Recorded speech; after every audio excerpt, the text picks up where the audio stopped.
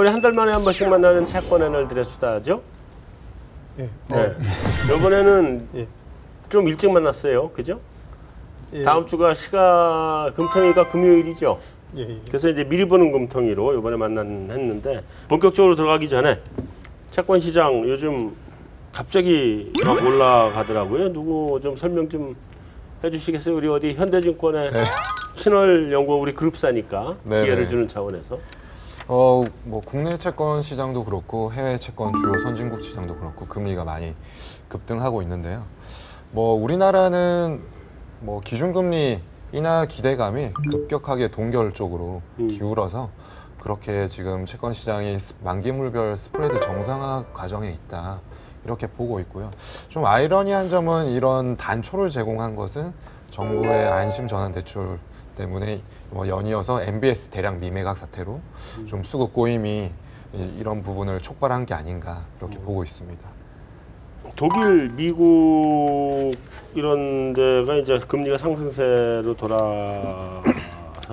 예, 맞습니다. 글로벌 채권 시장 움직임도 좀 별로 그렇게 요즘 좋지 않은 것 같은데.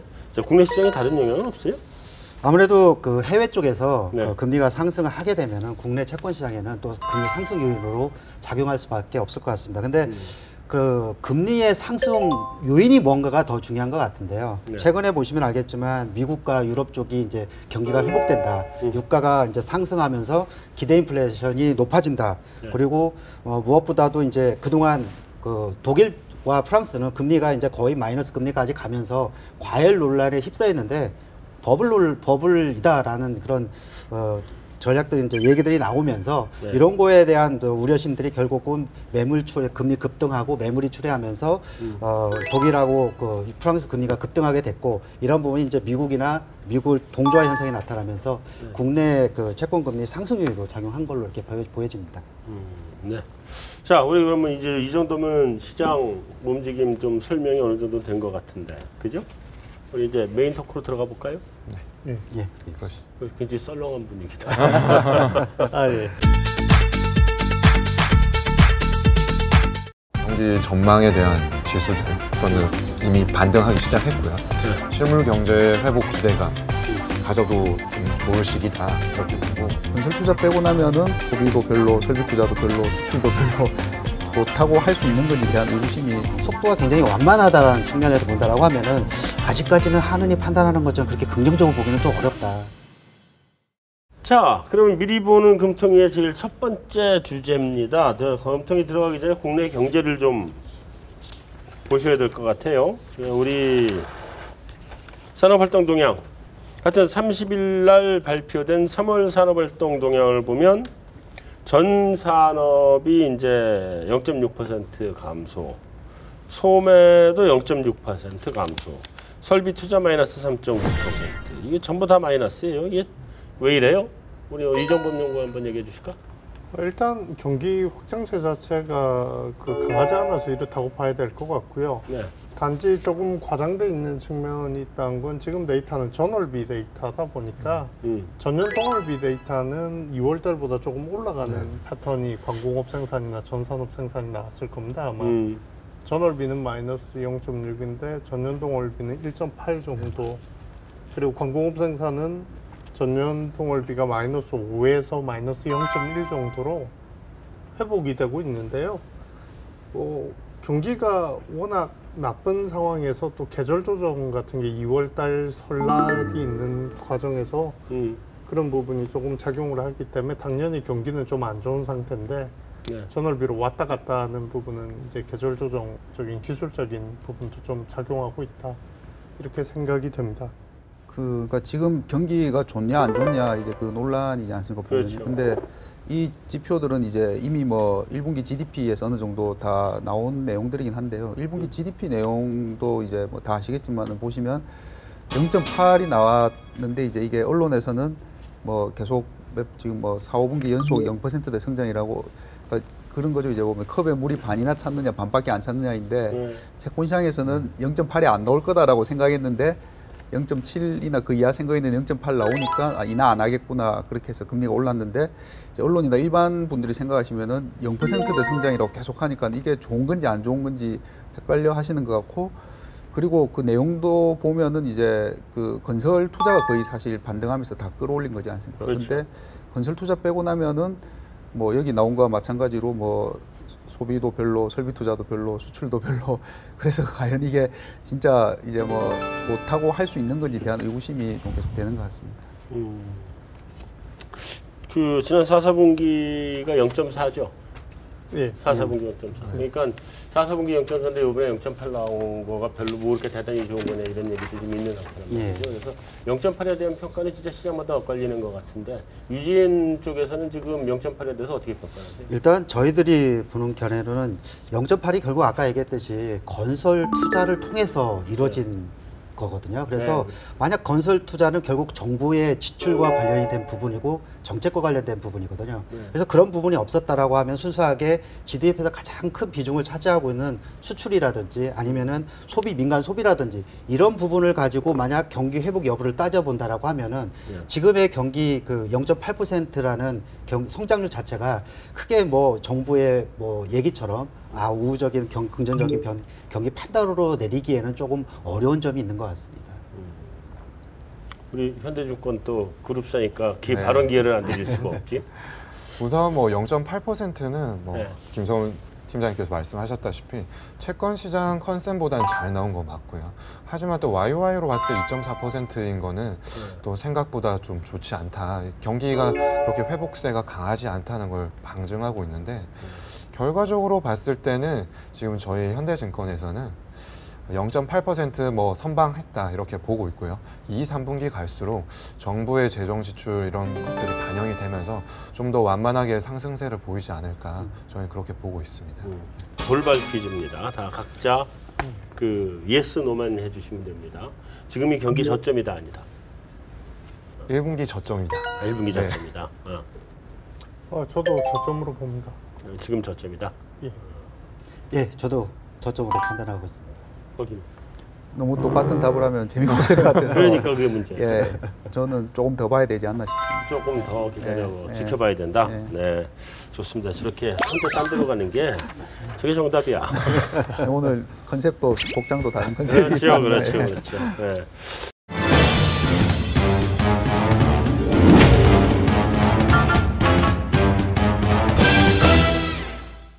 그 다음 질문은 사실은 내가 확 질문을 미리 이렇게 해버린 건데 지금 현재가 저점을 통과하고 있다라고 지금 경기 상황을 다들 지금 보는 거잖아요, 그렇죠?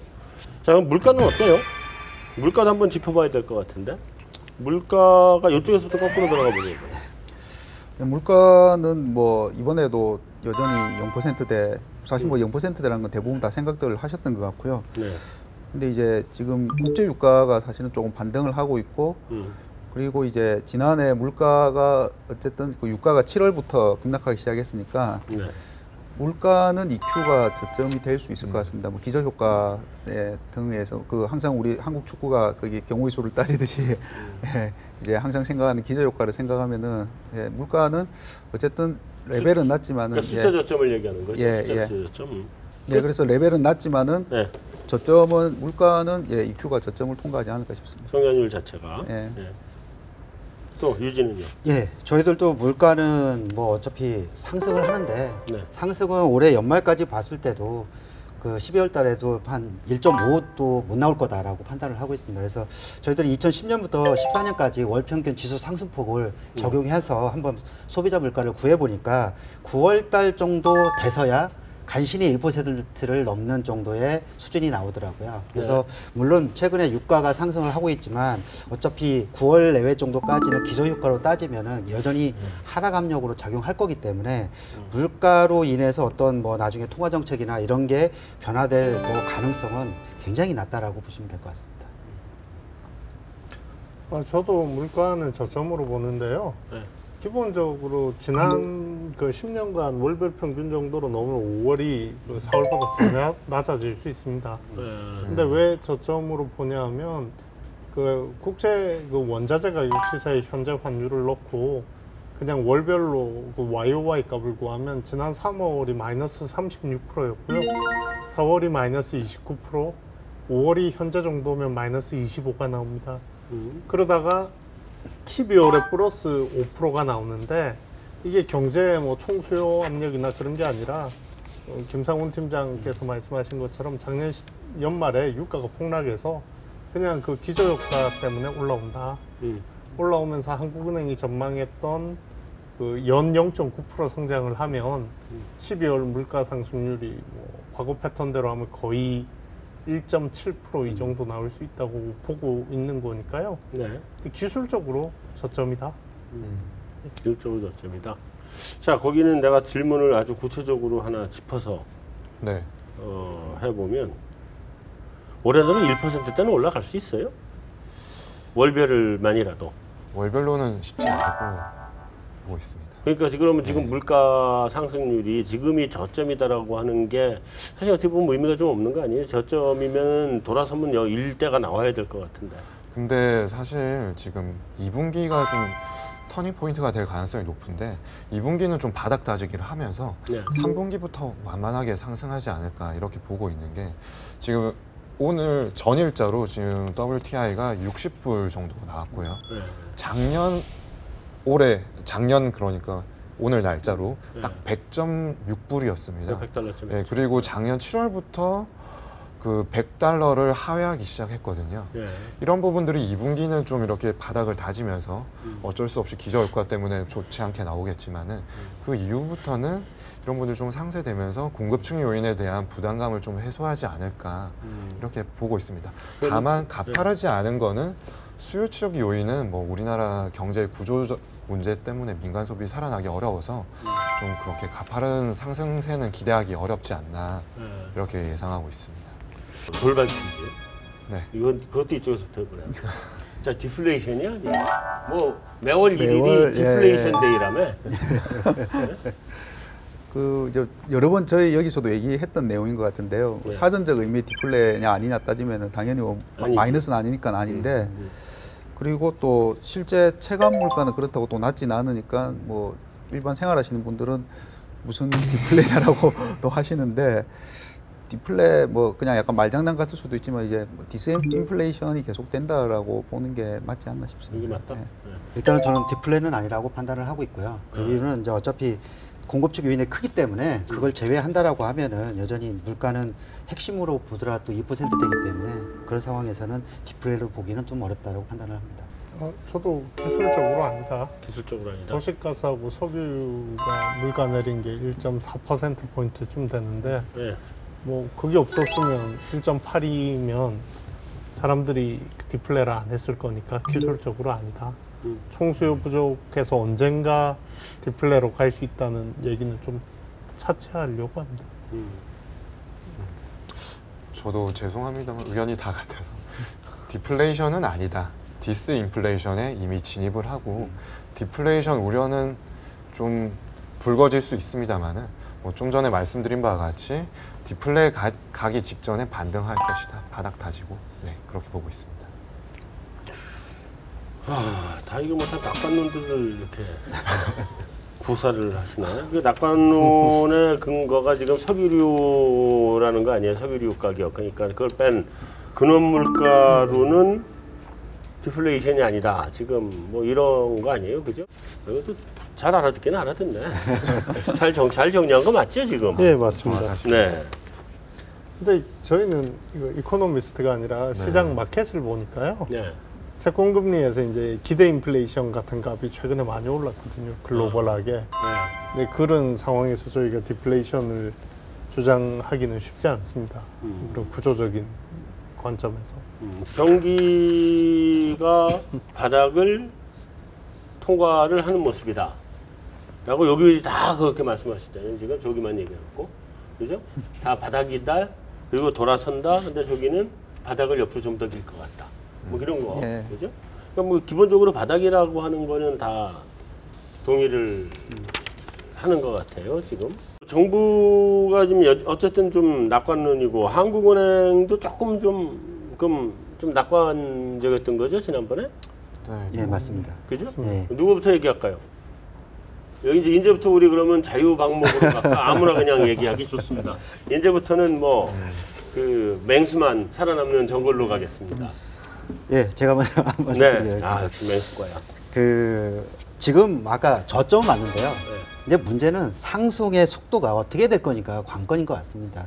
지금은 상반기는 어차피 정부가 재정 지출 풀어서 건설 투자 좀 활성화시켜서 그 성장률을 좀 견인을 하겠지만 결국 하반기 가서는 상반기 재정 지출 미리 땡겨서 하면서 재정 지출 여력이 줄어들 거고요. 작년 4, 4분기가 예, 맞습니다. 그러면 그걸 소비하고 투자라 이런 민간 내수 부분이 좀 뒷받침돼야 되는데 지금 상황에서는 그걸 기대하기가 상당히 좀 어려운 상황이기 때문에 속도가 굉장히 완만하다는 측면에서 본다라고 하면은 아직까지는 한은이 판단하는 것처럼 그렇게 긍정적으로 보기는 또 어렵다. 그리고 한 가지 더 말씀드리면은 한은이 얘기하는 게 GDI를 또 얘기하고 있습니다. 무역 손실 이익이 생기면서 이런 부분이 이제 그 소비를 좀 회복 견인할 수 있는 부분이 될 수 있을 거라고 하는데 그래서 제가 그 부분 무역 손익하고 소비라든지 이런 임금 상승을 같이 다 그려봤어요. 근데 그 무역 손익이 결국 기업 이익으로는 가는데 결국 이게 임금 증가, 임금 상승 가계 소득 증가 이게 소비로 연결되는 메커니즘이 제대로 지금 작동을 하지 못하고 있는 상황이라고 하더라고요. 그래서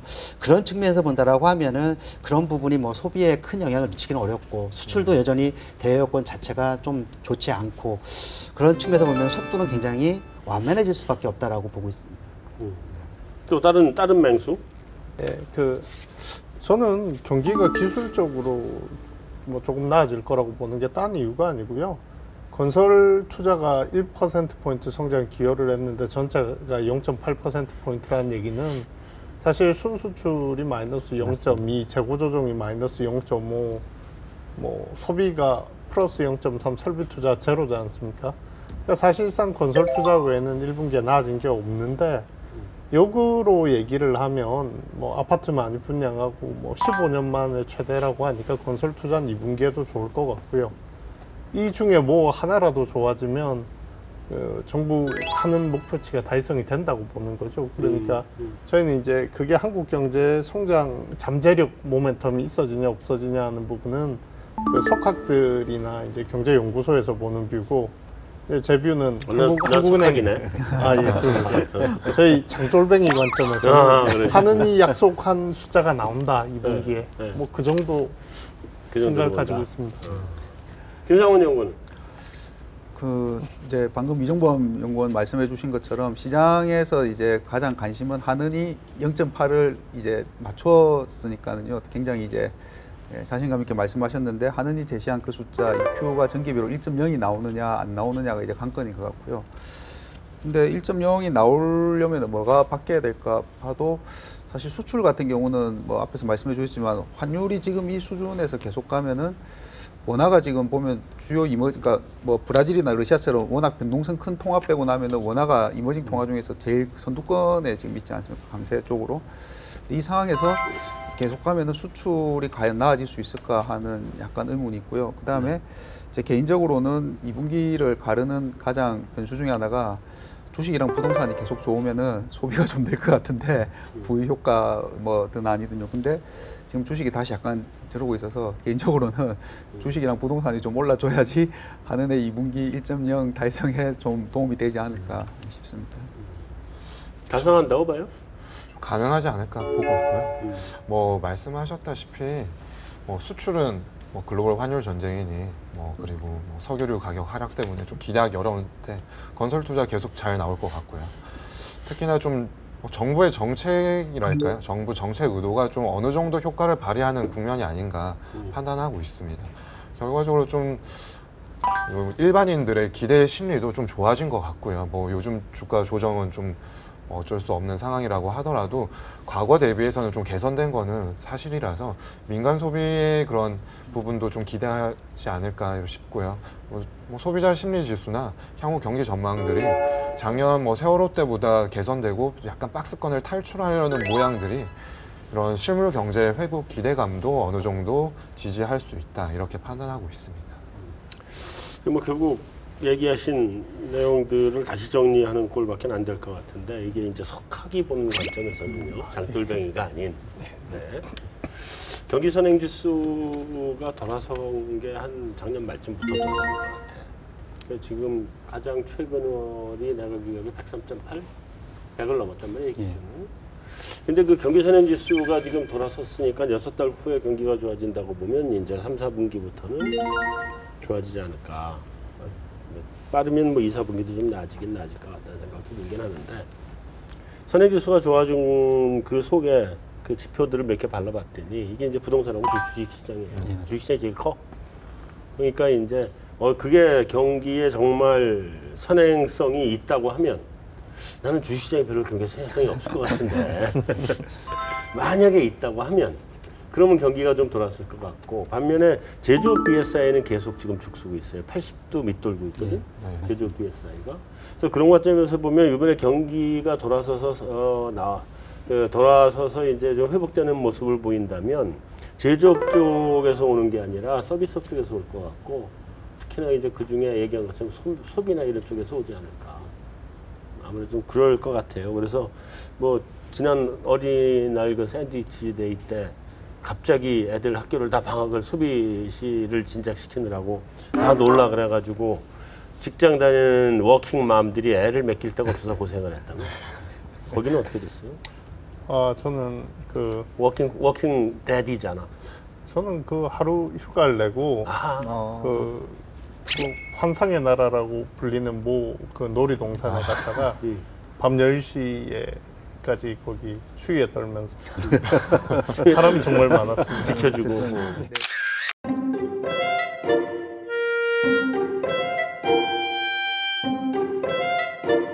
7월달에 수정경제 전망이 발표될 텐데 뭐 2분기 회복에 대한 기대감도 좀 있는 것 같고 근데 자 수정 전망 어떻게 나올 것 같아요 한국은행?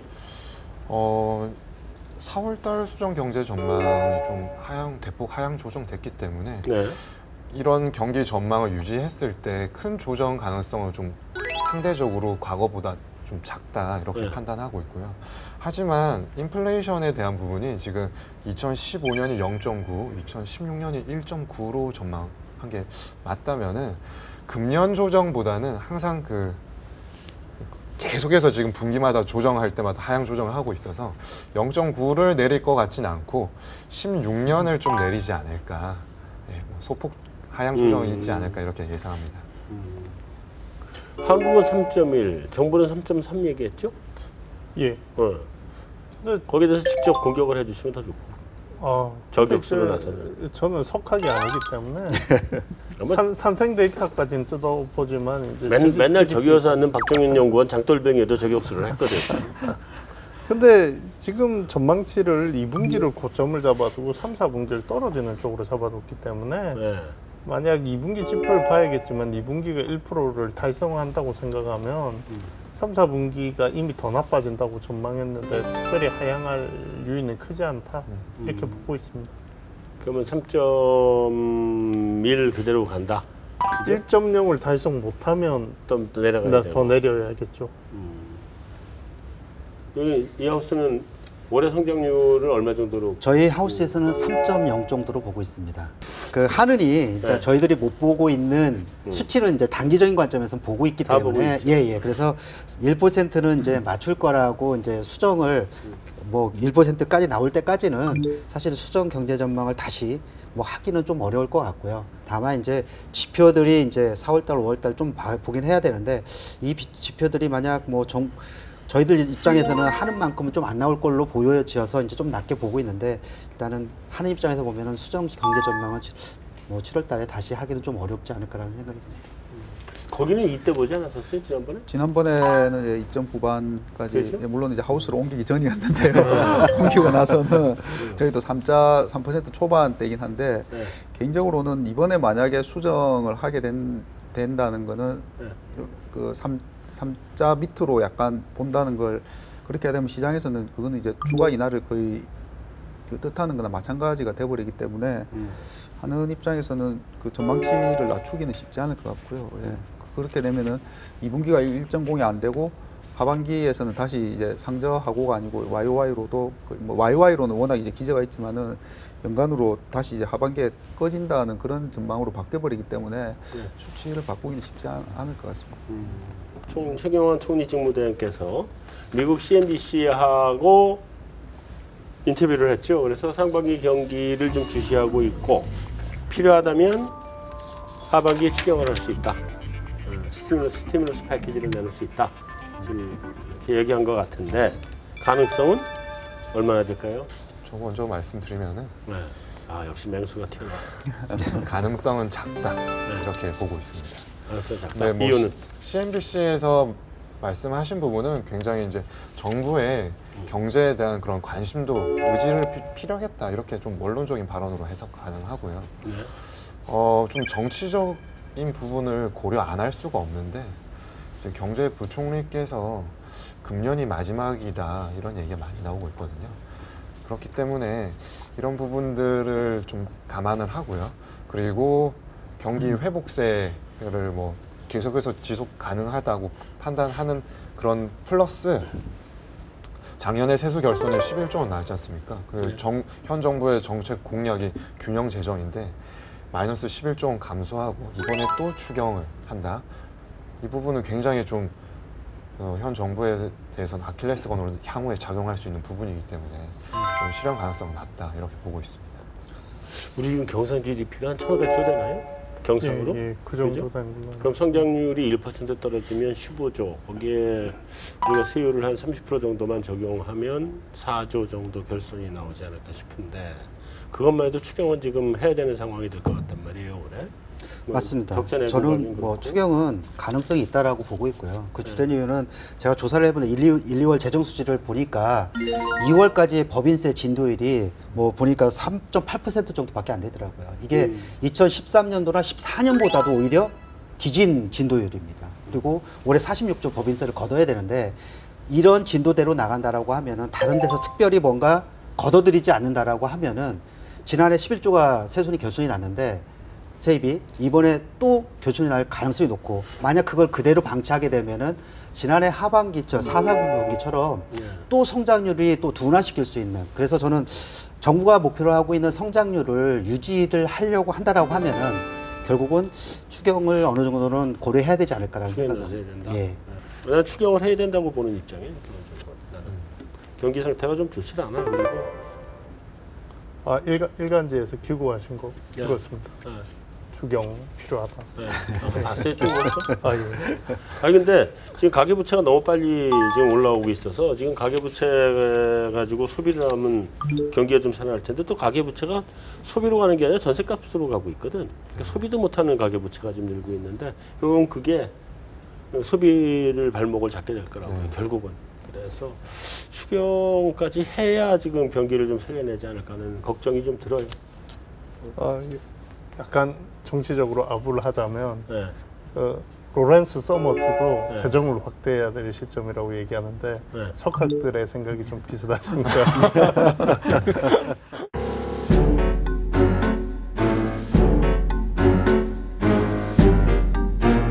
어쨌든 우리 이제 시간이 거의 마지막으로 달려갑니다. 그래서 이제부터 그 미리 보는 금통위의 하이라이트 추가 금리나 전망에 대해서 여러분들하고 숙제를 드리도록 하겠습니다. 옆으로 패스해 주세요.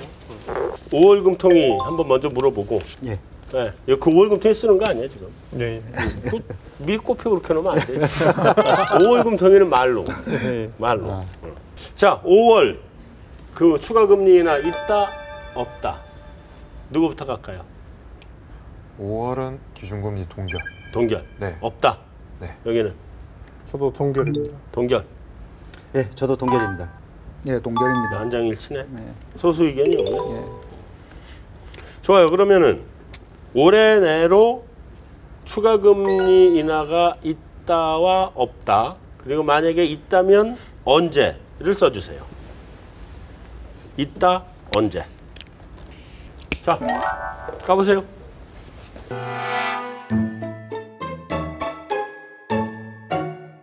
여기가 없다 없다 있다 있다 날짜 다 월도 똑같네 둘이. 자 그러면 있다파와 없다파. 자 우선 없다파부터. 저희는 지금 연내 기준금리 동결 음. 이렇게 예상하고 있습니다. 음. 가장 큰 이유 세 가지 꼽자면은 우선 경기 전망에 대한 지수들은 이미 반등하기 시작했고요. 네. 실물 경제 회복 기대감 가져도 좀 좋을 시기다 이렇게 보고, 또한 가장 중요한 부분이 작년과 같은 강력한 정책 공조 압력이 정부 측으로부터 없습니다. 이런 부분들이 통화 정책에 대한 경제 지표의 영향력이 좀 확대되는 시기라서 네. 기준금리는 동결로 갈 가능성이 높다. 높다. 이렇게 판단하고 있습니다. 자, 한국은 저도 없다는 쪽이고요. 그 석학의 표현을 빌리자면 네. 서머스가 원래 장기 침체 상태를 얘기할 때는 네. 그 통화 완화가 효과가 없기 때문에 현재 이런 구조적인 문제는 재정을 확대하자라고 얘기를 했는데, 이게 우리나라에 말이 넘어오니까 장기 침체 상태니까 제로금리로 가자, 이렇게 상당히 독특한 접근으로 답변이 나오더라고요. 네. 그래서 제가 보기에는 사실 지금 추가금리 인하의 실질 경제 효과는 별로 없을 것 같고, 결국 경기 주체들에게 강한 경기 부양 의지를 확인하는 정도 효과라고 생각을 하면 미국 금리 인상 도입 한데 구태여 실행을 할 필요가 있겠는가, 그런 생각을 하고 있습니다.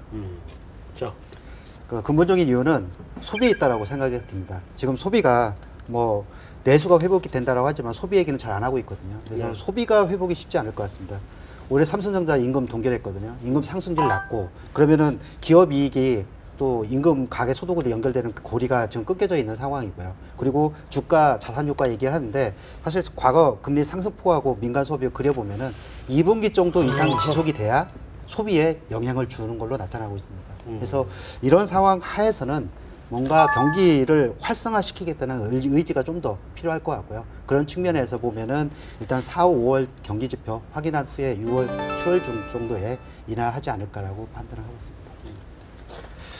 사실은 저는 신 부장님이 동결이신 줄 알고 다 너무 똑같으면 재미없을까 소수 의견으로 했는데, 예. 저는 그냥 데이터 디펜던트라고 생각을 하고요. 사실 뚜렷한 뷰는 확신이라기보다는 데이터 디펜던트이고요. 다만 이제 인하하더라도 득과실 따졌을 때 지금은 이제 거의 득실이 비슷해져 버린 상황은 온 것 같고요.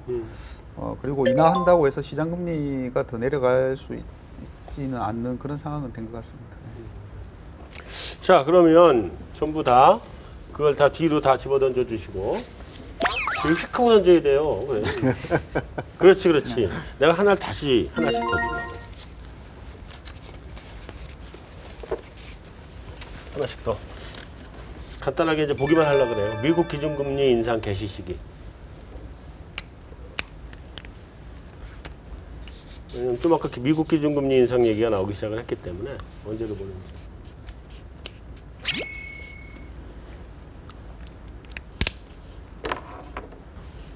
자, 동시에 들어주세요.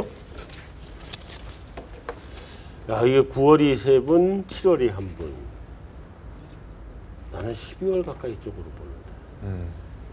그래도 여긴 다 2분기에는 미국이 금리 인상을 개시한다 라고 보네. 그러면은 금리, 특히나 7월이면 우리가 금리 인하를 하긴 힘들어지는 거겠네. 네. 우리가 금리 인하하기 힘들겠네. 네, 알겠습니다. 자, 여기까지로 해서 우리 오늘 미리 보는 금통위 마무리를 하도록 하겠습니다. 오늘 나와서 수고들 하셨고요. 우리 신동수 부장님, 예. 소감 좀. 오늘 첫 출연이었는데요. 네. 상당히 재미있는 유머와 함께 네. 좋은 말씀들을 많이 나누고, 그리고 오히려 저도 좀 더 배울 수 있는 각각 의견을 들으면서 배울 수 있는 시간이 됐던 것 뜻깊은 시간이 됐던 것 같습니다. 네, 수고하셨습니다. 자, 이상으로 마무리하겠습니다. 수고하셨습니다. 수고하셨습니다.